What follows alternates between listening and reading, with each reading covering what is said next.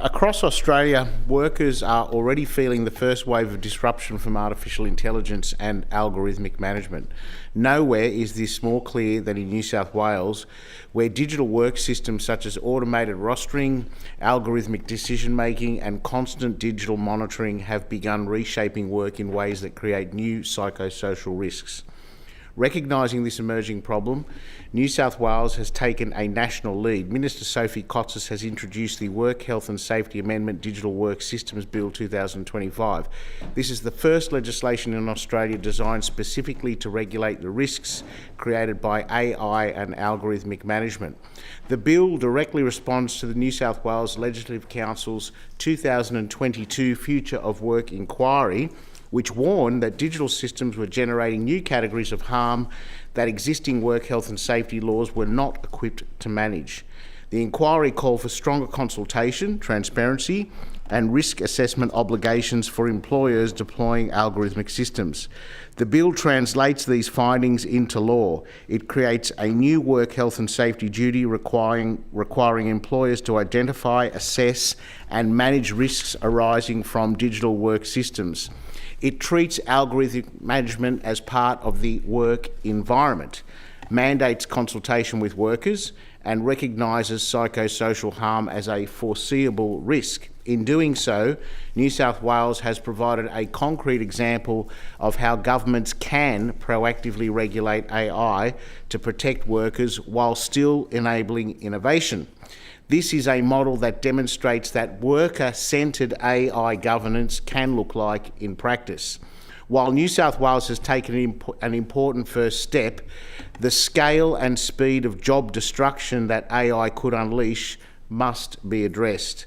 Unlike previous technological revolutions, which unfolded over decades and affected specific industries, AI threatens to disrupt almost every occupation at once. This is where economist Joseph Schumpeter's concept of creative destruction becomes essential to understand.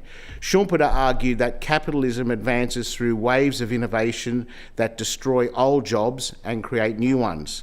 While this process drives long-term growth, it also produces painful transitions. Contemporary research reinforces this point. Nobel Prize-winning economist Daron Acemoglu has shown that the impact of new technologies, especially AI, depends on how they are implemented. If AI is used to augment human labour, productivity gains can be shared and job security maintained. However, if AI is deployed primarily to replace workers, the result will be widespread unemployment and stagnant productivity. Acemoglu's central insight is that the direction of technological change is not predetermined.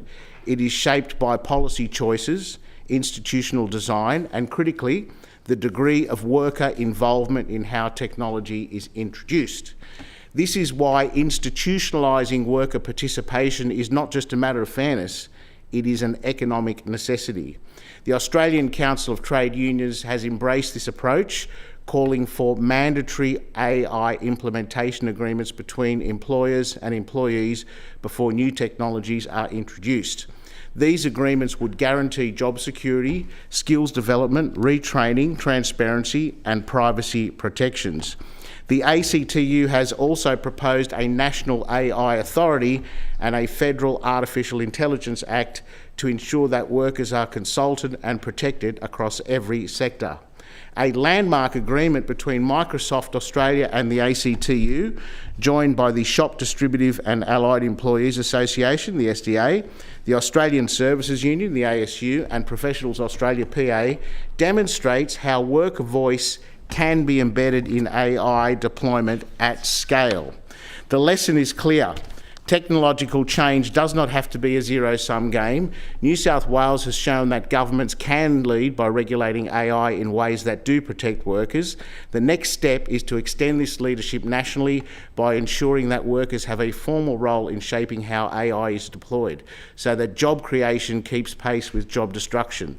By placing workers at the very centre of AI implementation through policy, institutional design, and genuine participation in company management, Australia can harness the benefits of creative destruction while minimising its harms. This is the path to a fair, productive and inclusive digital future.